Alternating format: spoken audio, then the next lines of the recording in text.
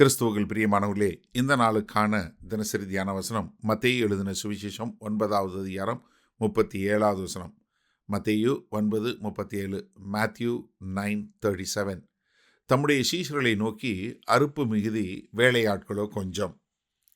இப்போ ஆண்டவர் என்ன பார்க்குறாரு? சிதறடிக்கப்பட்ட மக்கள் சிதறுண்டவர்களாய், பீருண்டவர்களாய், எல்லா பக்கமும் சிதைந்து போயிருக்கிறத பார்த்ததும் அவர் என்ன ஜெபம் பண்ணுறாரு? அறுப்பு மிகுதி. என்ன, இந்த ஜனங்கள் கர்த்தரை ஏற்றுக்கொண்டு பரலோக ராஜ்யத்துக்கு வரக்கூடிய அந்த அறுவடை என்று சொல்லக்கூடிய அது மிகுதியாக இருக்கிறது. ஆனால் அதை அறுக்கக்கூடிய வேலையாட்களோ கொஞ்சமாக இருக்கிறாங்க. எப்படி? மக்கள் கர்த்தரை ஏற்றுக்கொண்டு வருவதற்கு ரொம்ப ஆயத்தமாக இருக்கிறாங்க. ஆனால் போய் அவங்கக்கிட்ட தேவனுடைய ராஜ்யத்தை பிரசங்கித்து அவர்களை ராஜ்யத்துக்குள்ளே கொண்டு வரக்கூடிய அறுவடை ஆட்கள் குறைவாக இருக்கிறார்கள். ஏன்னா நம்ம பார்க்குறோம், ஒரு காலகட்டத்தில் நம்ம ரோமர் 10வது அதிகாரத்தில் சொன்னது போல், அனுப்பப்படாவிட்டால் எப்படி அவங்க கேட்பாங்க? அப்போ பிரசங்கிக்கிறவங்க போகணும், அப்போ பிரசங்கிக்கிறவங்க அனுப்பப்படணும். அனுப்பப்படலைன்னா அவங்க எப்படி பிரசங்கிப்பாங்க? பிரசங்கத்தை கேட்கலைன்னா அவங்க எப்படி கேட்பாங்க? கேட்டால் தானே விசுவாசம் வரும். விசுவாசிச்சா தானே அவங்க ரட்சிக்கப்படுவாங்க. அப்போ எங்கே தொடங்கணும்? வேலைக்கு அனுப்பப்படக்கூடிய ஆட்கள் அனுப்பப்பட வேண்டும். ஏன்னா அறுவடை மிகுதியாக இருக்குது. ஜனங்கள் கர்த்தரை ஏற்றுக்கொண்டு கர்த்தருக்கென்று வாழ்வதற்கு ஆயத்தமாக இருக்கிறாங்க. அவங்களுக்கு போய் தேவனுடைய வார்த்தையை சொல்லி அறுவடை செய்யக்கூடிய மக்கள் குறைவாக இருக்கிறாங்க, ரொம்ப குறைவு. இதனுடைய அடுத்த பகுதியை சொல்லும்போது, யோவான் 4வது அதிகாரத்தில் சொல்லும்போது, அந்த சமாரிய ஸ்திரீட்ட பேசிட்டு கர்த்தர் அங்கே சொல்லும்போது 35வது வசனத்தில் சொல்லும்போது, அறுப்பு காலம் வருகிறதற்கு இன்னும் 4 மாதம் செல்லும் என்று நீங்கள் சொல்லுகிறது இல்லையா? என்ன, ஒரு வயலை பார்த்து இது அறுப்பு காலம் வர்றதுக்கு இன்னும் 4 மாதம் ஆகுன்னு சொல்கிறீங்க? இதோ வயல் நிலங்களை இப்பொழுதே அறுப்புக்கு விளைந்திருக்கிறது என்று உங்கள் கண்களை ஏறெடுத்து பாருங்கள் என்று நான் உங்களுக்கு சொல்லுகிறேன். ஏன்னா, நீ உங்கள் கண்களை பரலோக பார்வை பாருங்க. இப்பொழுதே அவர்கள் ஏற்றுக்கொள்வதற்கு ஆயத்தமாக இருக்கிறாங்க. ஏன்னா 36வது வசனம், விதைக்கிறவனும் அறுக்கிறவனும் ஆகிய இருவரும் ஒருமித்து சந்தோஷப்படத்தக்கதாக அறுக்கிறவன் கூலியை வாங்கி நித்திய ஜீவனுக்காக பலனை சேர்த்து கொள்ளுகிறான். என்ன, அதாவது ஒரு விதைச்சு 4 மாதம் கழிச்சு தான் வரும் அப்படின்னு நீங்கள் நினைச்சிட்டு நீங்கள் என்ன பண்ண மாட்டேங்கிறீங்க? அறுவடைக்கு போக மாட்டேங்கிறீங்க. ஆனால் நீங்கள் கண்களை ஏறெடுத்து பாருங்க. இப்போ போய் விதைச்சிங்கன்னா விதைக்கிறவனும் அறுக்கிறவனும் ஒன்றாக வரக்கூடிய ஒரு காலகட்டம். என்ன, இப்போ முன்னாடி கொஞ்சம் காலம் ஆகும் அவங்க கர்த்தரை ஏற்றுக்கொள்வதற்கு. ஆனால் இப்போ நீங்கள் போய் சொன்னால் அவங்க ஏற்றுக்கொள்வதற்கு ரொம்ப ஆயத்தமாக இருக்கிறாங்க.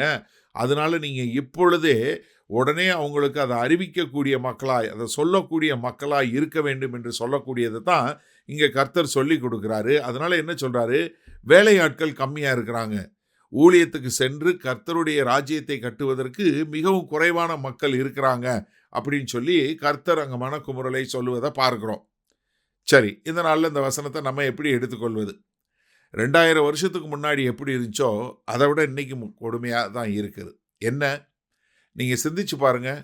ஒரு காலகட்டங்களில் எத்தனையோ மிஷினரிமார்கள் நம்மளுக்கு கர்த்தருடைய வார்த்தையை சொல்லி மிஷினரி ஊழியங்களை தொடங்கி அதன் மூலமாய் அநேகர் ரட்சிக்கப்படுவதற்கு ரொம்ப ஒரு வாய்ப்பாக இருந்தது.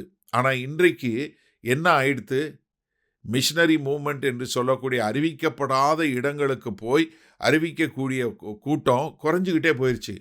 இன்றைக்கு நீங்கள் ஒரு தகவல் எடுத்து பாருங்கள். முன்னாடி தமிழ்நாட்டில் தெற்கு மாவட்டங்கள்லேருந்து நார்த் இந்தியாவுக்கு வட மாவட்டங்களுக்கு சென்று வட இந்தியாவில் போய் அத்தனை மிஷினரி ஊழியங்கள் தொடங்கினாங்க.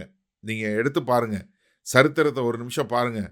FMBB என்று அழைக்கக்கூடிய ஃப்ரெண்ட்ஸ் மிஷினரி பேண்டு, ஜெம்ஸ் ஊழியங்கள் மற்றும் அநேக ஃபீபா ஊழியங்கள், IMS இந்தியன் மிஷனரி சொசைட்டி, இப்படி அநேக ஊழியங்கள் எங்கேருந்து போனாங்க? அவ்வளோ பேர் சவுத் இந்தியாவிலேருந்து போனாங்க. தெற்கு மாவட்டங்கள்லேருந்து அது மிஷனரிகளை தாங்கக்கூடிய ஒரு பகுதி என்று சொல்லக்கூடியதாக அங்கிருந்து அநேக ஊழியக்காரர்களும் ஊழியங்களை தாங்கக்கூடிய மக்களும் போனாங்க. ஆனால் இன்றைக்கு அது எவ்வளவு குறைவாக போயிடுச்சு தெரியுமா? ஏன்னா இன்றைக்கு சபைகளும் அந்த பாரத்தோடு செய்வதில்லை. சபை பூரா எப்படி ஆயிடுச்சு?